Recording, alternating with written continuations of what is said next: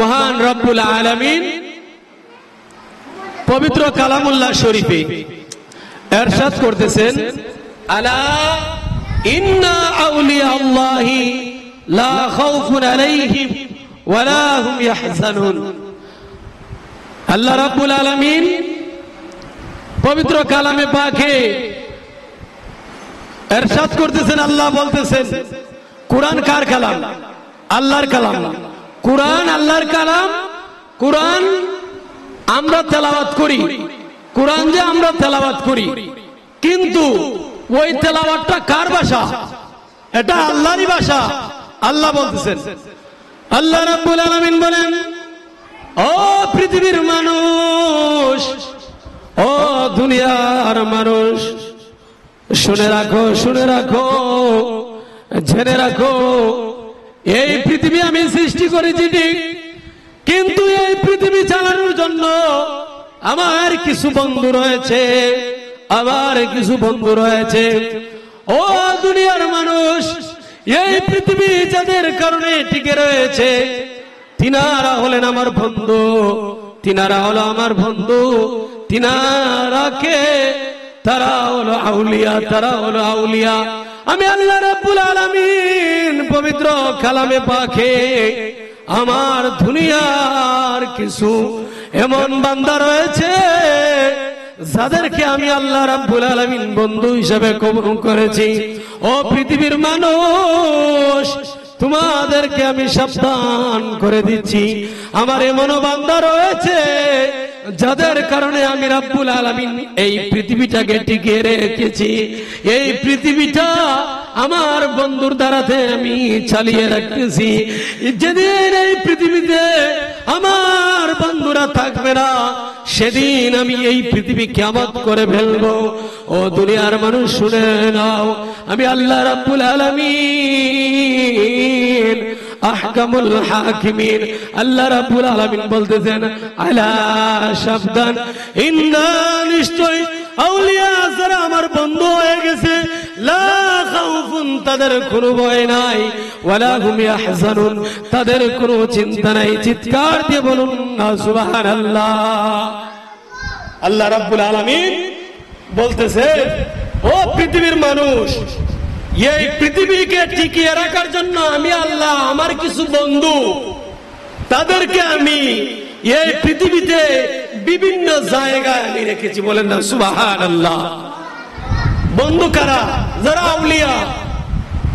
আমার বাবারা, যদি আমরা মনে করি যে শহরে প্রশাসন আছে বিদায় এই শহরটা টিকে আছে, বিশৃঙ্খলা হচ্ছে না, না না না, শহরে প্রশাসন থাকে না, শুধু শহরে শহর কুতুব রয়েছে। আর এই শহরে শহর কুতুব থাকার কারণে এই শহরে আমরা শান্তিতে বসবাস করতেছি। কথা বলুন ঠিক কিনা? আল্লাহর ওলিরা বিভিন্ন জায়গায় রয়েছে। ও আমার ভাবারা বন্ধুরা, আল্লাহর ওলিরা বিভিন্ন জায়গায় থাকার কারণে আমরা কিছুই ঠার পাই নাই। আমরা কোথায় থেকে খাবার খাই, কোথায় থাকি আমরা কোথায় অবস্থান করি? ও আমার ভাবারা, আমাদের দেশে আযাব গজব কম আসার কারণ আল্লাহর ওলিরা আছেন বিদায় আমাদের দেশে আযাব গজব খুব কমই হচ্ছে।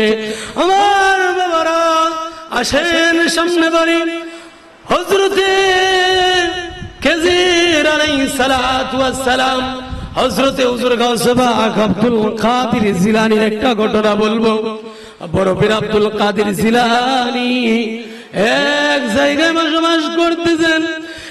এক জায়গায় বসবাস করার কারণে বড় পীর আব্দুল কাদের জিলানী কুতুবে রাব্বানীর কাছে খবর আসলো, ও গাউসে পাক আব্দুল কাদের জিলানী, কুতুবে রাব্বানী মাহবুবে সুবানী, ও আব্দুল কাদের জিলানী, আপনি জানেননি? আপনি জানেননি ওই শহরে একজন আবদাল মারা গিয়েছে, একজন কুতুব মারা গিয়েছে। হুজুর গাউসে পাকের দরবারে যখন সেই খবর আসলো, সিরিয়ার এক আব্দাল মারা যাওয়ার খবর আসলো।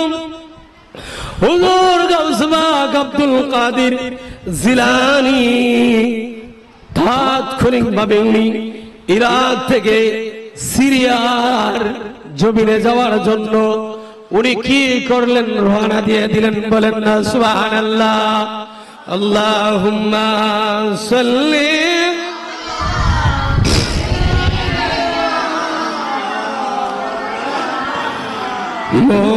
মুহাম্মাদ ওয়া আলা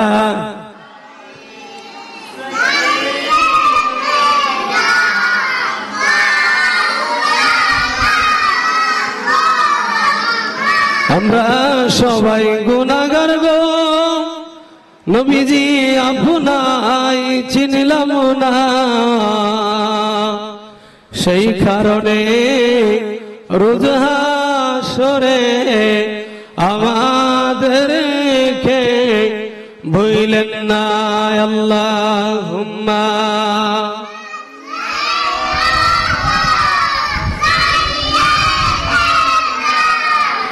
মাওলানা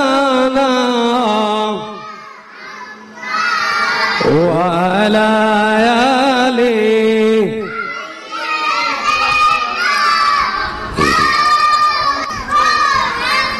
আমার বাবারা, বন্ধুরা, গভীর মনোযোগ।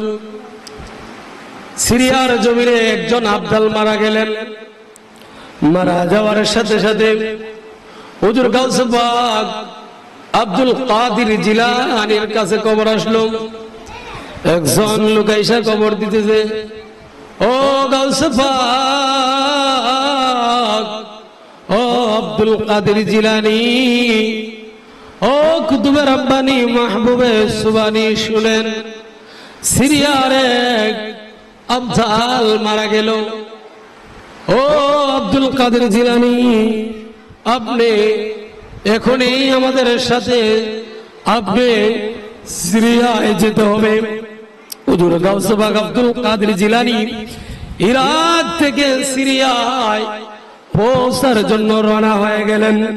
রওনা হয়ে যাওয়ার পর হুজুর গাউস পাক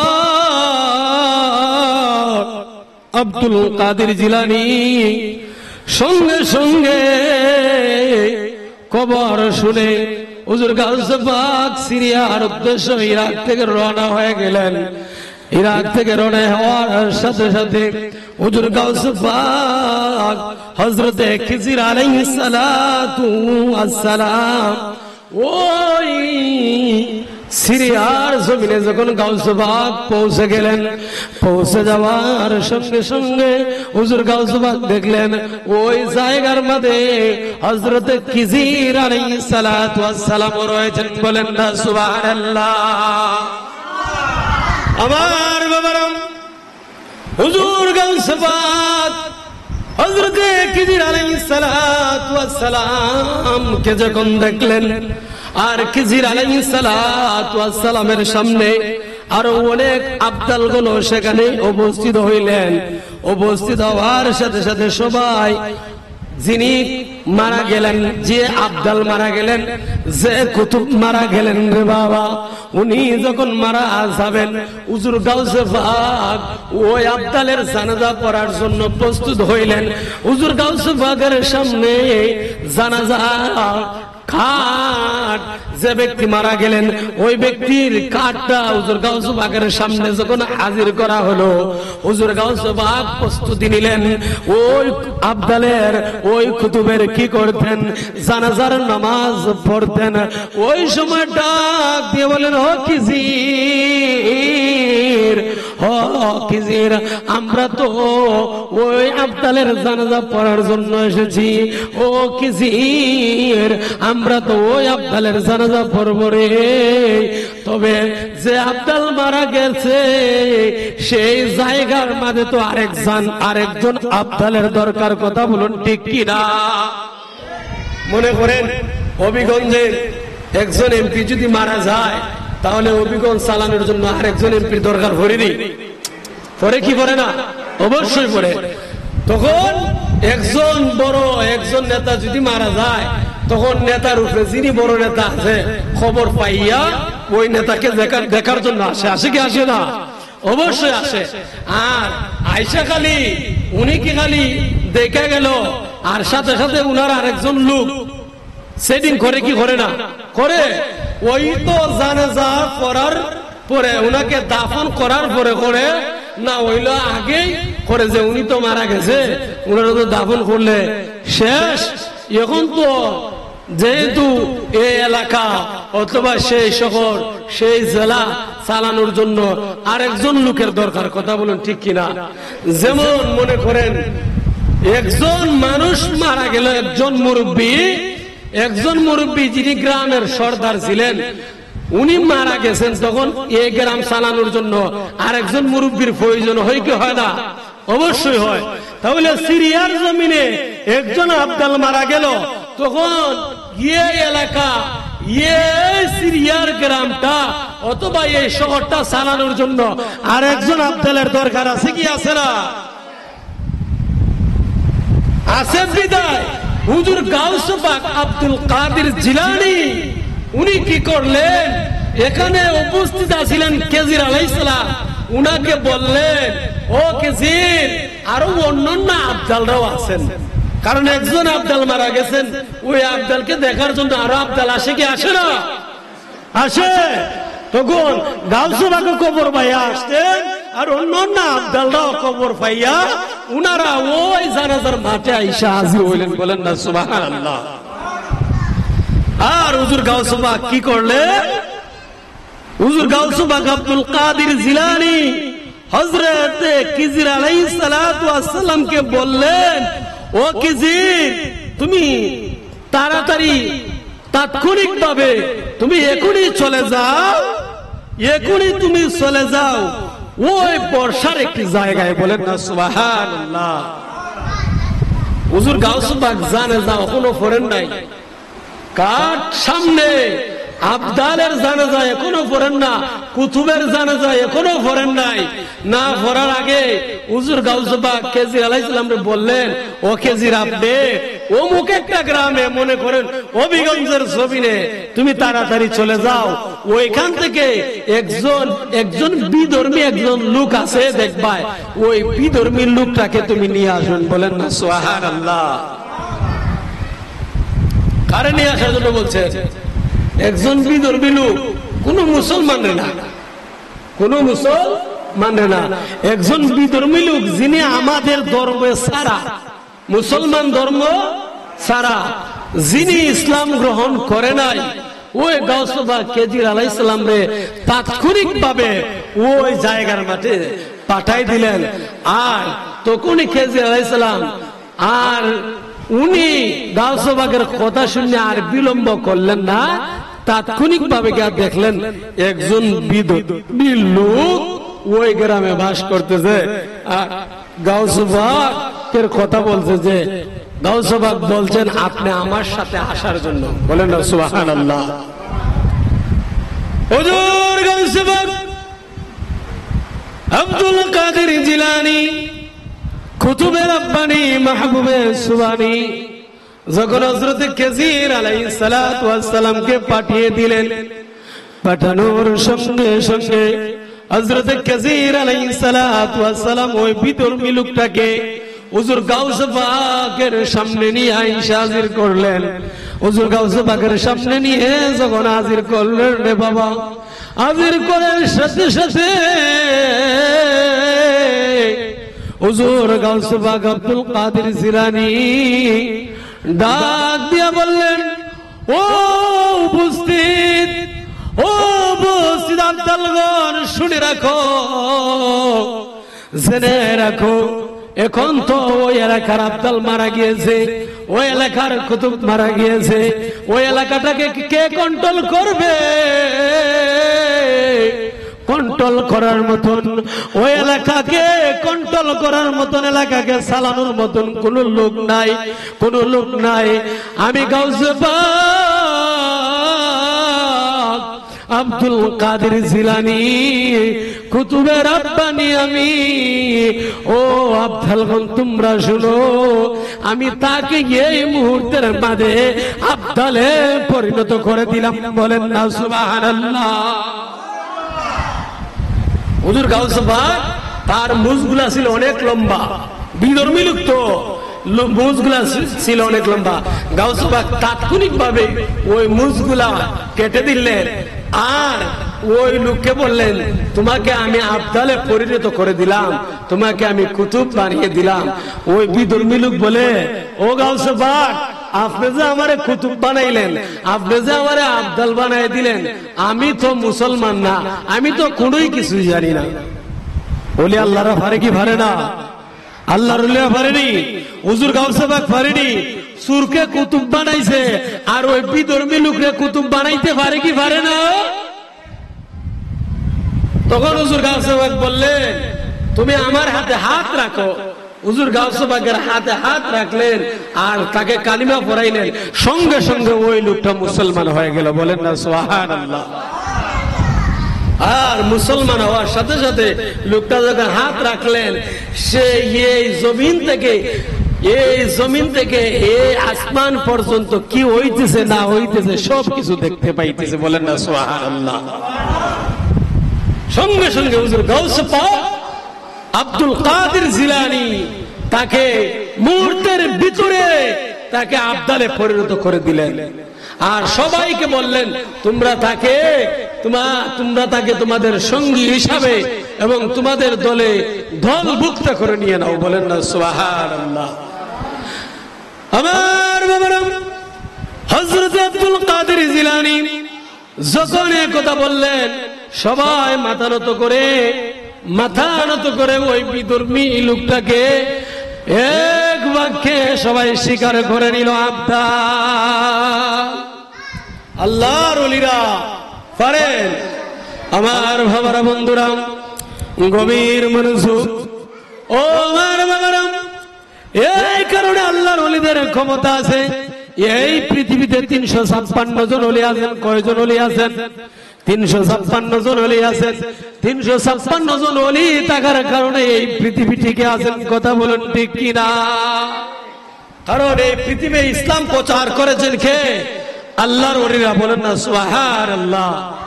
এই পৃথিবীতে ইসলাম প্রচার করেছেন আল্লাহর ওলিরা। আমি অসুস্থ রে বাবা, যে কারণে আমার একটু কষ্ট হইতেছে কথা বলতে। আমার বাবারা, আমার বন্ধুরা, গভীর মনোযোগ, আসেন সামনে বাড়ি। আল্লাহর ওলিরা এই পৃথিবীতে থাকার কারণে পৃথিবী টিকে রয়েছে। ও আমার বন্ধুরা, বাবারা, একজন লোক এক যুগ ধরে দোয়া করতেছে, দোয়া কবুল হয় না, কবুল হয় না।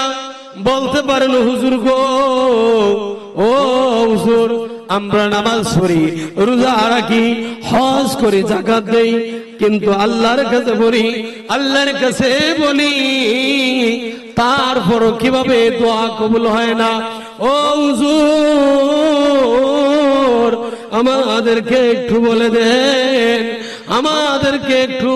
দেন, কিভাবে দোয়া করলে দোয়া কবুল হয়, দোয়া কেন কবুল হয় না? শুনে নাও।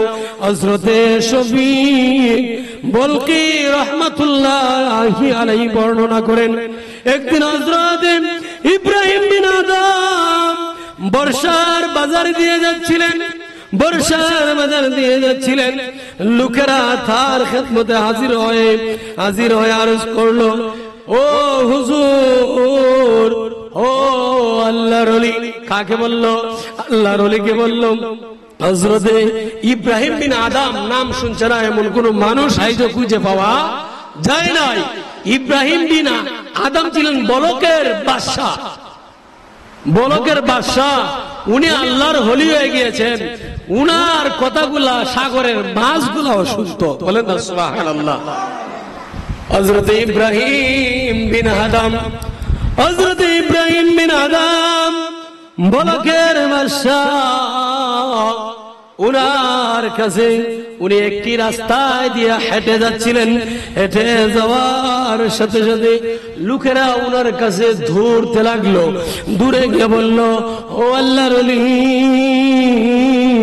ও হুজুর, কুরআন মাজিদে আল্লাহ তাআলা ফরমাচ্ছেন, কুরআন মাজিদে আল্লাহ রাব্বুল আলামিন বলেছেন, তোমরা আমার কাছে দোয়া প্রার্থনা করো, তোমরা আমার কাছে চাও, আমি দোয়া কবুল করব। বলেন না সুবহানাল্লাহ। আল্লাহ কোরআনে খুশিনি, আল্লাহ কোরআনে বলছেন, আল্লাহ কোরআনে বলছেন, ও আমার বান্দারা, ও আমার বান্দিরা, আমি আল্লাহর কাছে চাও, আমি আল্লাহর কাছে তুমি যা চাইবাই, আমি আল্লাহ খুশি হয়ে তোমাকে তাই দান করব। বলেন না সুবহানাল্লাহ। ইয়া রাসূলুল্লাহ, ইয়া হাবিবাল্লাহ, ইয়া রাসূলুল্লাহ, আমারি মরণের নিদান কালে পাইছেন নবী গো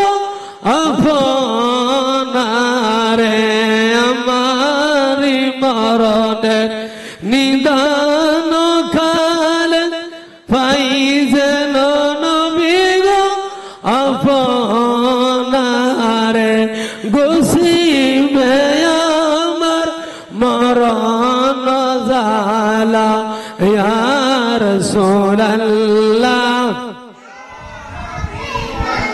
লা ইয়া রাসূল,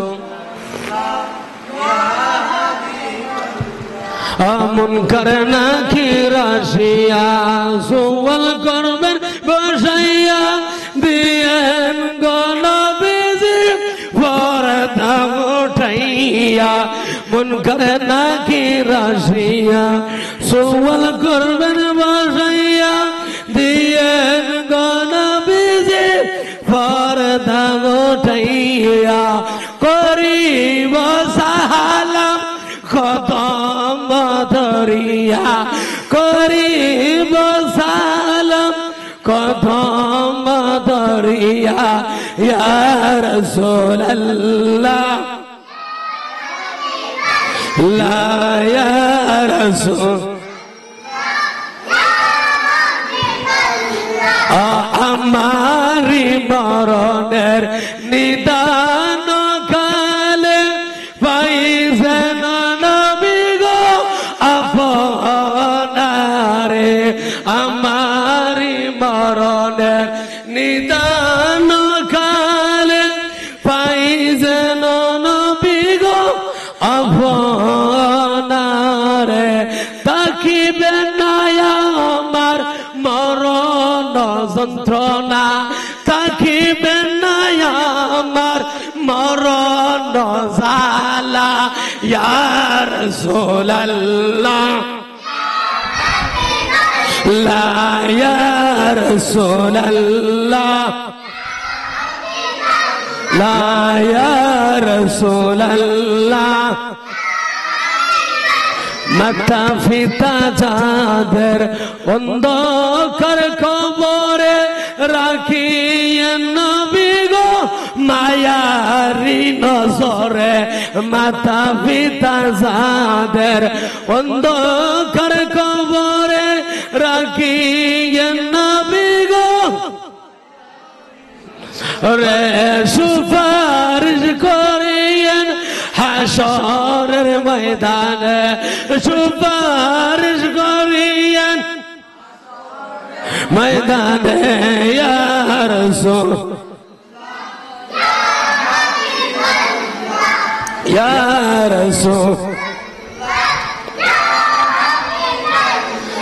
আমার বাবার বন্ধুরা গভীর মনোযোগ, দোয়া কেন কবুল হয় না? দোয়া কবুল না হওয়ার কারণ রয়েছে রে বাবা, শুনে নাও। বাদশা ইব্রাহিম বিন আদম রাস্তায় দিয়া যখন হাঁটতে ছিল, হাঁটার সাথে সাথে লোকেরা পাগলের মতো ওই বাদশা ইব্রাহিম বিন আদমের পাছনে ছুটতে লাগলো রে বাবা। পাছনে ছুটতে ছুটতে উনাকে ঢাক দিয়া বলে, ও বাদশা ইব্রাহিম বিন আদম, ও বাদশা ইব্রাহিম বিন আদম, আমাদের কিছু কথা ছিল, আমাদের কিছু কথা আপনাকে শুনতে হবে। বাদশাহ ইব্রাহিম বিন আদম ডাক দিয়ে বললেন, ও লোকেরা, ও লোকেরা, তোমাদের আবার কেমন কথা রে লোকেরা? ওই লোকেরা ডাক দিয়ে বলে, ও বাদশাহ ইব্রাহিম, ও বাদশাহ ইব্রাহিম, আল্লাহ রাব্বুল আলামিন পবিত্র কালামে পাকে আল্লাহ রাব্বুল আলামিন ইরশাদ করেছেন, ও আমার বান্দারা, ও আমার বান্দিরা, তোমরা আমি আল্লাহ রাব্বুল আলামিনের কাছে চাও, আমি আল্লাহ রাব্বুল আলামিনের কাছে চাও। ও আমার বান্দারা, ও আমার বান্দিরা, আমার কাছে যা চাইবা আমি আল্লাহ রাব্বুল আলামিন তাই পূরণ করব। কার যদি মা তাকে কবরে, ও বান্দারা, তোমাদের মার জন্য দোয়া চাও, আমি আল্লাহ রাব্বুল আলামিন অবশ্যই ক্ষমা করে দিব। কার যদি বাবা কবরে থাকে রে, আমি অবশ্যই তার বাবাকে মাফ করে দিব। আমার আল্লাহ ডাক দিয়ে বলে, ও আমার বান্দারা, ও আমার বান্দিরা, তোমরা যে তোই চাইবা আমি আল্লাহ তোই খুশি হই। ও বাদশাহ ইব্রাহিম, ও বাদশাহ ইব্রাহিম, আল্লাহ তো পবিত্র কালামে পাকে সেই ঘোষণা দিয়েছে, কিন্তু আমরা আল্লাহর কাছে চাই। এভাবে চাইতে চাইতে 12টা বছর চলে গেল, আমাদের মুনাজাত তো আল্লাহ কবুল করেন না। কে কবুল করে না? আল্লাহ কবুল করে না। ও বাদশাহ ইব্রাহিম, আমাকে যদি একটু তোমরা, ও বাদশাহ ইব্রাহিম, একটু নসিহত করো, একটু আমাদেরকে বলে দাও কেন আল্লাহ রাব্বুল আলামিন কবুল করেন না? বাদশাহ ইব্রাহিম বিন আদম ডাক দিয়া বলে, ও লোকেরা, তোমরা কি জানতে চাও কেন আল্লাহ তোমাদের মুনাজাত কবুল করেন না? কেন আল্লাহ তোমাদের দোয়া কবুল করেন না? ও লোকেরা, আল্লাহ রাব্বুল আলামিন এই জন্য, আল্লাহ রাব্বুল আলামিন এই জন্য দোয়া কবুল করেন না, তোমাদের অন্তরের 10টি মোহর মেরে গেছে। বলেন না সুবহানাল্লাহ। বাদশাহ ইব্রাহিম বিন আদমের কাছে লোকেরা জানতে চাইলো, আর বাদশাহ ইব্রাহিম বিন আদম বলল, ও লোকেরা, তোমাদের অন্তরে 10টি জিনিস মরে গেছে। কি মরে গেছে? কয়টা জিনিস? 10টা জিনিস মারা গেছে। এই কারণে তোমাদের মুনাজাত আল্লাহ কবুল করেন না। জানার দরকার আছে নি 10টা জিনিস কি? আমার বাবারাম, যদিও আমার কণ্ঠটা ভালো, আলোচনাটা কিন্তু খুবই গুরুত্বপূর্ণ। কণ্ঠটা যদি ভাঙ্গা হয়, তারপরে আবারও বলতেছি, আলোচনাটা কিন্তু গুরুত্বপূর্ণ রে বাবা। কারণ 12টা বছর ধরে লোকেরা দোয়া করে, দোয়া কবুল হয় না, দোয়া কবুল হয় না। কেন কবুল হয় না? আল্লাহর ওলিরা জানে। আল্লাহর ওলিরা জানার কারণ, এই ক্ষমতা কে দিয়েছে? আল্লাহ রাব্বুল আলামিন দিয়েছেন। কথা বলুন ঠিক কিনা? আল্লাহর ওলিদের জানার ক্ষমতা কে দিয়েছেন? আল্লাহ দিয়েছেন। ওলিরা তো আল্লাহ, আমরা কার? আমরাও আল্লাহ, ওলিরাও আল্লাহর। কিন্তু আমরা দেখেন আল্লাহর ওলিরা তারা ইবাদত করতে করতে আল্লাহর বন্ধু হয়ে গেছেন। আর আমাদের জীবনে এমন কি আমল আছে, কি ইবাদত আমরা করি? ঠিক কিনা বলুন? ও আমার বাবারা, তা আমাদের মুনাজাতটা কিভাবে কবুল হলো? বাদশাহ ইব্রাহিম বিন আদম বললেন, তোমাদের অন্তরের 10টা জিনিস মরে গেছে। এক নাম্বার হলো তাদেরকে বলতেছেন, যাদের দোয়া কবুল হয় না, যারা ইব্রাহিম বিন আদমের কাছে, আল্লাহর ওলির কাছে গেছে, ওই বাদশাহ ইব্রাহিম তাদেরকে বলতেছেন, ও লোকেরা, আমাকে তোমরা ভের দিয়ে ধরেছো, এখন আমি তো তোমাদেরকে বলতে হবে। তবে শোনো রে লোকেরা, এক নাম্বার হলো তোমরা আল্লাহকে জানো। কাকে জানো? আল্লাহকে জানো, কিন্তু এ জানার হক তোমরা কোনোদিন আদায় করনি। এক নম্বর কি? আল্লাহকে জানো আর আল্লাহকে জানার হকটা কোনোদিন আদায় করনি, সেই কারণে তোমাদের মুনাজাত আল্লাহ কবুল করে। বলতে পারেন হুজুর আমি আমাদের কথা বলি, এই পৃথিবীকে সৃষ্টি করেছে নিশ্চয় একজন সৃষ্টিকর্তা আছে, সেই সৃষ্টিকর্তা হলেন আমার আল্লাহ, ঠিক কিনা? কারণ আমার আল্লাহ পৃথিবী সৃষ্টি করছেন, আমাদেরকেও সৃষ্টি করছেন, আমাদেরকে পৃথিবীতে পাঠাইছেন। আমরা জানি না আল্লাহ আছেননি? আছেন তো। তাহলে আল্লাহ যে আছেন জানি, কিন্তু এই জানার হকটা আমরা কিতা আদায় করছি? আল্লাহ যে আছেন, আল্লাহর কিছু হক আসেনি? আল্লাহ আমাদেরকে দুনিয়া কেন পাঠাইছেন? আল্লাহ আমাদেরকে পৃথিবীতে কেন পাঠিয়েছেন? একটু আমরা চিন্তা করি। আল্লাহ এই পৃথিবীতে পাঠানোর কারণ রয়েছে, পাঠানোর রহস্য রয়েছে, আছে কি নাই? আছে রে বাবা। আল্লাহ এই পৃথিবীতে আমাদেরকে পাঠিয়েছেন। আল্লাহ বলেছেন, ও বান্দারা তোমাদেরকে সাময়িক সময়ের জন্য পৃথিবীতে পাঠিয়েছি, কারণ তোমাদের আগে কত মানুষ পৃথিবীতে পাঠিয়েছি, আবার তাদেরকে আমি আল্লাহ, আবার তারা আমার ডাকে সাড়া দিয়ে আমি আল্লাহ তাদেরকে আবার আমার কাছে নিয়ে এসেছি। কথা বলুন ঠিক কিনা? আমাদের কত পূর্ব পুরুষরা খবরে আছে কি আছে না? ও আমার বাবারা, আমরা এমন কোন মানুষ নাই কারো আত্মীয় স্বজন খবরে নাই, ঠিক কিনা? এমন কোন মানুষ আছে যে কারো আত্মীয় স্বজন খবরে নাই? কারো দাদা, কারো দাদি, কারো নানা, কারো নানি, কারো মা, কারো বাবা খবরে আসেনি? অবশ্যই। আমার বাবারা, এই পৃথিবীতে আল্লাহ রাব্বুল আলামিন আমাদেরকে পাঠিয়েছেন। আমরা জানি আমাদেরকে আল্লাহ সৃষ্টি করেছেন, আমরা জানি আল্লাহ আছেন, আমরা জানি আল্লাহ আমাদেরকে খাবার খাওয়াচ্ছেন, আমরা জানি আল্লাহ আমাদেরকে সৃষ্টি করেছেন, আমাদেরকে রিজিক দিচ্ছেন, আমরা জানি। কিন্তু এই জানার হক আমরা কোনোদিন আদায় করি না, আর আদায় না করার কারণে আল্লাহ আমাদের মুনাজাত কবুল করেন না, ঠিক কিনা বলো? অনাদায় করবেন। বলতে পারেন হুজুর গো,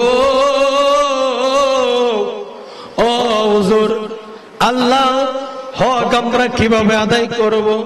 আল্লাহর হক তো নামাজের মাধ্যমে আদায় হয় কি হয় না? আমার বাবারা,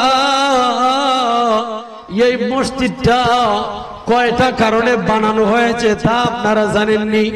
বাইতুল আমান জামের মসজিদে, বাইতুল আমান জামের মসজিদে আপনারা বসেছেন, কিন্তু কয়টা কারণে এই মসজিদটা নির্মাণ করা হয়েছে, এই মসজিদটা বানানো হয়েছে, এটা আমরা অনেকে জানি, আবার অনেকে জানি না। কথা বলুন ঠিক কিনা? মসজিদ কয়টা কারণে নির্মাণ হয়েছে? এক নম্বর কারণ, আল্লাহর ঘর মসজিদ এই জন্য নির্মাণ হয়েছে, হচ্ছে আল্লাহর ইবাদত করার জন্য, নামাজ আদায় করার জন্য, ঠিক কিনা বলুন? এই মসজিদ নির্মাণ হয়েছে, এই মসজিদ আবাদ করা হয়েছে আল্লাহর কুদরতি কদমে সেজদা দেওয়ার জন্য। দুই নাম্বার, এই মসজিদ নির্মাণ হয়েছে কুরআন তেলাওয়াত করার জন্য, ঠিক কিনা বলুন? দুই নম্বর কিনা? কোরআন তেলাওয়াত করার কারণে। আমার বাবারা, তিন নম্বর, এই মসজিদ নির্মাণ করা হয়েছে, এই মসজিদ আবাদ করা হয়েছে রে বাবা আল্লাহর জিকির আজকার করার জন্য, মহান রব্বুল আলামিনকে স্মরণ করার জন্য। কথা বলুন ঠিক কিনা? এই তিনটা কারণ ছাড়া আর কোনো কারণ আসেনি না। দুনিয়াবি কথাবার্তা, দুনিয়াবি কথা বলার জন্য না, ব্যবসা বাণিজ্য করার জন্য এই মসজিদ নির্মাণ হয়েছে। দুনিয়ার কোনো কারণে, দুনিয়ার কথা বলার কারণে, দুনিয়ার হিসাব করার কারণে কারণের জন্য কি মসজিদ নির্মাণ হয়েছে? না না, দুনিয়ার কোনো হিসাব করার কারণে মসজিদ নির্মাণ হয় নাই। দুনিয়ার কোন ব্যবসার জন্য এই মসজিদ নির্মাণ হয় নাই। দুনিয়ার কোন কিছুর জন্য মসজিদ নির্মাণ হয় নাই। এই পৃথিবী আল্লাহর, এই জমিন আল্লাহর, আসমানের মালিক আল্লাহ, জমিনের মালিক আল্লাহ। এই মসজিদের ঘর হচ্ছে আল্লাহর, এই মসজিদ হচ্ছে খানে কাবার শাখা। এই মসজিদে নামাজ পড়লে বাড়ির চাইতে সওয়াব বেশি হয়ে যায়। এই মসজিদে জামাতে নামাজ আদায় করলে সওয়াব বেশি হয়ে যায়। এই মসজিদে কোরআন তেলাওয়াত করলে কোরআন মসজিদের চতুর্দিকে যে ফেরেশতারা রয়েছে তারা আপনাদের জন্য মাফ চাইতে থাকে আল্লাহর কাছে। এই মসজিদে কোরআন বাচ্চাদেরকে শিক্ষা দিলে তারা এই মসজিদ থেকে শিক্ষা অর্জন করে, তারা নিজেরাও কোরআন তেলাওয়াত করে অন্যদেরকে শেখায় আর আল্লাহর সাথে কথা বলে। আল্লাহ বলে কোরআন তেলাওয়াত করে আমার বান্দা, কোরআন তেলাওয়াত করে আমার বান্দি, কোরআন তেলাওয়াত করে আমার বান্দা। কোরআন তেলাওয়াত করা মানে কি জানুনি? কোরআন তেলাওয়াত করা মানে আমি আল্লাহর সাথে কথা বলা। আমি আল্লাহর সাথে কথা বলে আমি আল্লাহকে যখন বলে বিসমিল্লাহির রহমানির রহিম, শুরু করিলাম আল্লাহ তাআলার নামে, আমি শুরু করছি আল্লাহর নামে যিনি পরম করুণাময় অসীম দয়ালু।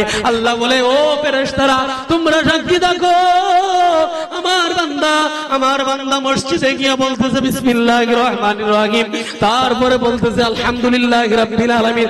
ও ফেরেশতারা তোমরা সাক্ষী থাকো, আমার বান্দারা এই মসজিদে গিয়ে আমাকে স্মরণ করতেছে, আজকের মাহফিলে এসে আমাকে স্মরণ করতেছে। ও বান্দা, ও আমার ফেরেশতারা তোমরা সাক্ষী থাকো, আমার ওই সমস্ত বান্দাদের জীবনের গুনাহ আমি আল্লাহ রাব্বুল আলামিন মাফ করে দিলাম।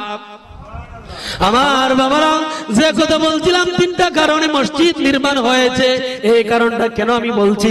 আমরা জানি আল্লাহ আছেন, আমরা জানি আল্লাহ আমাদেরকে দেখেন, আমরা জানি আল্লাহর সাথে আমরা নিজেরাও জানি না আমরা যে আল্লাহর সাথে কথা বলি। আপনি যখন নামাজে দাঁড়াইলেন, আপনি যখন আল্লাহু আকবার বললেন, তখন দুনিয়ার সব কিছুকে লাথি মেরে আপনারা দুনিয়ার সব কিছুকে ফেলে আল্লাহর কুদরতি কদমে সেজদা দেওয়ার জন্য আপনারা কি করলেন? নামাজে দাঁড়াইলেন, নামাজে হাত বানলেন। দুনিয়ার কোনো কিছু পান করা যায় না, দুনিয়ার কোনো কিছু খাবার খাওয়া যায় না।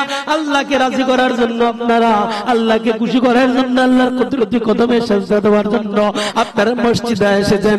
আমি বললাম এই কারণে আল্লাহকে খুশি যারা করেছে তারা হয়েছে আল্লাহর ওলি। আল্লাহর কুদরতি কদমে যারা সেজদা দিয়েছে, আল্লাহকে যারা মেনে চলেছে, আল্লাহর হুকুম যারা মেনে চলেছে, আল্লাহর হুকুম যারা মেনেছে, আল্লাহ রাব্বুল আলামিন আহকামুল হাকিমিন, অবশ্যই অবশ্যই আল্লাহ রাব্বুল আলামিন ওই ব্যক্তির মুনাজাত কবুল করেছে। আমরা বলি নারায়ে তাকবীর, নারায়ে রিসালাত। আহলে সুন্নাত ওয়াল জামাত আমাদের মাঝে আমাদের বড় ভাই উপস্থিত হয়েছেন, সকলে বলে আল্লাহু আকবার। ভাইজান আহলে সুন্নাত,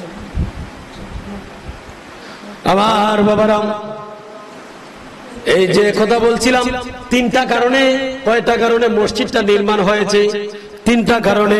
এক নম্বর হচ্ছে নামাজের জন্য, দুই নম্বর হচ্ছে কোরআন তেলাওয়াত করার জন্য, কোরআন শিক্ষা দেওয়ার জন্য, তিন নম্বর হচ্ছে জিকির করার জন্য। ঠিক কিনা বলুন? তাহলে মসজিদ নির্মাণ হয়েছে তিনটা কারণে। বাদশা ইব্রাহিমের কাছে লোকেরা বলতেছে, ও লোকেরা দোয়া কবুল হয় না। তখন বাদশা ইব্রাহিম বলছিল তোমাদের অন্তরের 10টা মোহর মেরেছেন আল্লাহ, এবং তোমাদের অন্তর থেকে 10টা জিনিস তোমাদের কি হয়ে গেছে? মরে গেছে। সেই কারণে দোয়া কবুল হচ্ছে না, সেই কারণে দোয়া কবুল হচ্ছে না। আবার বাবারা, বন্ধুরা, এক নম্বর কারণ তোমরা আল্লাহকে জানো কিন্তু এ জানার হক আদায় করো না। কথা বলুন ঠিক কিনা? আল্লাহরে জানি ঠিক, আল্লাহকে মানি না। মানলে আল্লাহরে তো সেজদা করতাম, ঠিক কিনা? আজান হইলে মসজিদে আইতাম, আল্লাহকে স্মরণ করতাম। যখন কদম জমিনে রাখতাম তখন আমরা আল্লাহকে স্মরণ করতাম, ঠিক কিনা? ও আবার বাবারা, যখন খাবার খাই তখনও তো আমরা স্মরণ করার দরকার। যখন আমরা ফল খাই তখনও তো আমরা আলহামদুলিল্লাহ বলা দরকার। আলহামদুলিল্লাহ বলা মানে আল্লাহকে স্মরণ করা। আল্লাহ বলে বান্দাকে সৃষ্টি করেছে আমি, বান্দা ফল খায়, খাবার খায়, বান্দা চলে আমি আল্লাহকে স্মরণ করে। আর আমি আল্লাহকে স্মরণ করার কারণে আমি আল্লাহ তার মুনাজাতরে কবুল করে নিই। সুবহানাল্লাহ। সূরা আর রহমানে আল্লাহ রাব্বুল আলামিন 31 বার বলেছেন, আউযু বিল্লাহি মিনাশ শাইতানির রাজিম, ফাবিআইয়ি আলাই রাব্বিকুমা তুকাযযিবান। আল্লাহ রাব্বুল আলামিন বলতেছেন, ও জিনু মানুষ, তোমরা তোমাদের প্রভুর কোন কোন নিয়ামতকে অস্বীকার করবে? আল্লাহ রাব্বুল আলামিন একবার নয়, দুইবার নয়, তিনবার নয়, 31 বার সূরা আর রহমানে আল্লাহ রাব্বুল আলামিন বলেছেন, ও পৃথিবীর মানুষ, তোমরা যে যে খাবার খাও, তোমরা যে ফল মূল ভক্ষণ করো, তোমাদেরকে আমি গরু দিয়েছি, সেই গরু থেকে তোমরা সাদা পানি খাও, অর্থাৎ দুধ খাও। ও বান্দা, আমি আল্লাহর কোন কোন নিয়ামতকে তোমরা অস্বীকার করবে? আমি আল্লাহ জান্নাতের কিছু ফল দুনিয়ায় রেখেছি, তোমরা যে ভক্ষণ করতেছো, তোমরা যে খাবার খাইতেছো। ও বান্দা, আমি আল্লাহ কি পবিত্র কালামে একবার নয়, দুইবার নয়, 31 বার বলেছি, তোমরা আমার কোন কোন নিয়ামতকে অস্বীকার করবে? ডানে তাকাইলে আমার নিয়ামত, বামে তাকাইলে আমার নিয়ামত, সামনে তাকাইলে আমার নিয়ামত, পাছনের দিকে তাকাইলে আমার নিয়ামত, উপরের দিকে তাকাইলে আমার নিয়ামত, নিচের দিকে তাকাইলে আমার নিয়ামত। আমি আল্লাহ রাব্বুল আলামিন এই জমিন থেকে এতগুলা শস্য দেই, এই জমিন থেকে শাক সবজি তোমরা ফলাও, ফলন করো, এই জমিনে যা ধান গম ফলাও। ও বান্দারে, আমি আল্লাহ যদি না দেই, এগুলা কি তোমাদের কোনো ক্ষমতা আসেনি? আমি আল্লাহ যদি না দিতাম, তোমাদের বিন্দু পরিমাণ ক্ষমতা থাকতো না। ও বান্দা, ও বান্দা, যেদিকে তাকাইবাই সেই দিকে আমি মাওলার নিয়ামত, সেই দিকে আমি মাওলার নিয়ামত। বান্দা, ও বান্দা, আমি আল্লাহর কত নিয়ামত তোমরা আদায় করবে, নিয়ামত আদায় কত করবে? ও জিনু মানুষ, তোমরা তোমাদের প্রভুর কোন কোন নিয়ামতকে অস্বীকার করবে? দুনিয়ায় যদি এত নিয়ামত আল্লাহ রেখেছেন বান্দা বান্দির জন্য, না জানি যারা জান্নাতি মানুষ হয়েছে, না জানি যারা জান্নাতি মানুষ হয়েছে, তাদের জন্য আল্লাহ রাব্বুল আলামিন আরো কত বড় নিয়ামত রেখেছেন। বাদশা ইব্রাহিম বিন আদম 2 নম্বর কথা বলতেছেন, সিরিয়াল নাম্বার 2, বাদশা ইব্রাহিম বিন আদম ওই লোকদেরকে বলতেছেন, ও লোকেরা, 2 নম্বর কারণটা শুনো, তোমাদের মুনাজাত কেন আল্লাহ কবুল করেন না? তোমাদের দোয়া কেন আল্লাহ কবুল করেন না? 2 নম্বর, তোমরা কুরআন পড়েছো, কিন্তু এর উপর কখনো তোমরা আমল করনি, ঠিক কিনা বলুন? দেখবেন অনেক ভাবারা কোরআন তেলাওয়াত করা জানে, কিন্তু কোনদিন অনেক দিন চলে যায়, দিনের পর দিন চলে যায়, সপ্তাহের পর সপ্তাহ চলে যায়, মাসের পর মাস চলে যায়, বছরের পর বছর চলে যায়, কোনদিন কোরআন খুলেও দেখে নাই। এই ধরনের লোক আছে কি আছে না? যদি জিজ্ঞাসা করো, ভাই তুমি তো কোরআন তেলাওয়াত করতে জানো, তোমার তেলাওয়াত তো অনেক ভালো লাগে, কিন্তু আমার চোখের সামনে আমি দেখতে পাই কোনদিন তো তুমি কোরআন তেলাওয়াত করো না। কারণ কি? আমি তো জানি তুমি ভালো কোরআন তেলাওয়াত করা জানো, কিন্তু ও ভাই তুমি তো আর তোমাকে দেখলাম না কোরআন তেলাওয়াত করার জন্য। ওই লোক বলে, ভাই রে ভাই, আমি দুনিয়ার এত বেজালে আছি, আমি দুনিয়ার এত ব্যবসা বাণিজ্য আছি, ও ভাই দুনিয়ার বেজালে আমার এমন ভাবে বেঁধে রেখেছে, আমি আর ওই কোরআন তেলাওয়াত করার সুযোগ হয় নাই। এই যে আপনার কোরআন তেলাওয়াত করার সুযোগ হয় নাই, আপনি হুজুরকে বলেন, হুজুর গো, ও হুজুর, আমি তো লক্ষ লক্ষ টাকার ব্যবসা বাণিজ্য করি গো হুজুর, ও হুজুর ওই ব্যবসার মধ্যে তো বরকত হয় না, ও হুজুর ওই ব্যবসার মধ্যে তো আমি লাভ করতে পারি না। আপনি কোরআন তেলাওয়াত করেন না, করেন না। দুনিয়ায় নিয়ে ব্যস্ত হইছেন, আর আপনি ব্যবসার মাঝে কিভাবে লাভ করবেন? কুরআন তেলাওয়াত করেন আর ব্যবসাও করেন। আল্লাহ অবশ্যই ব্যবসা তো বরকত দিব। আর আপনি যখন হাত উঠাইয়া আল্লাহর কাছে বলবেন, ও আল্লাহ, আমি তো তোমার কালামে পাক তেলাওয়াত করেছি, তোমার ওই কালামে পাকের উসিলায় কি আমারে ক্ষমা করতে পারো না? অবশ্যই অবশ্যই আল্লাহ রাব্বুল আলামিন ক্ষমা করে দিবেন এবং সঙ্গে সঙ্গে তোমার মুনাজাত কবুল করে নেবেন। বলেন না সুবহানাল্লাহ। বাদশা ইব্রাহিম বিন আদম বলছে, তোমাদের 10টা অন্তরে 10টা জিনিস মরে গেছে, এর মধ্যে 2 নম্বরটা কিটা? যে তোমরা কুরআন তেলাওয়াত, তোমরা কুরআন পড়ছো কিন্তু এর উপর আমল করো নাই, তাহলে তোমাদের দোয়াটা কিভাবে কবুল হইব? সুতরাং আমরা অনেক মানুষ কুরআন তেলাওয়াত থেকে দূরে আছি, আছি কি আছি না? দেখবেন সকালবেলা এখন বক্তব্য হইতো, আগে এখন অনেক জায়গায় বক্তব্য হয় না। বাচ্চাদেরকে আগে আমাদের মা বাবায় বা আমাদের পূর্বপুরুষরা তারা যখন থেকেছেন, আমি আমাদের পূর্বপুরুষের মুখ থেকে শুনেছি, তারা মসজিদে গিয়া কুরআন তেলাওয়াত করতেন ভোরবেলায়। আর এখন ভোরবেলায় আপনারে বিভিন্ন কিন্ডারগার্টেনে লইয়া যায় কুরআন তেলাওয়াত বাদ্যা। কথা বলুন ঠিক কিনা? অথচ আপনি কুরআন এর হরফ ছাড়া অন্য বিষয় অন্যগুলা বর্ণ পড়লে কিন্তু সওয়াব পাইবেন না, কিন্তু কুরআনের হরফ তেলাওয়াত করলে আল্লাহ আপনার আমলনামায় 10টা নেকি দান করে দিবেন। একটা হরফ যদি আপনি তেলাওয়াত করেন, কয়টা দোয়া, কয়টা নেকি দিবেন? 10টা।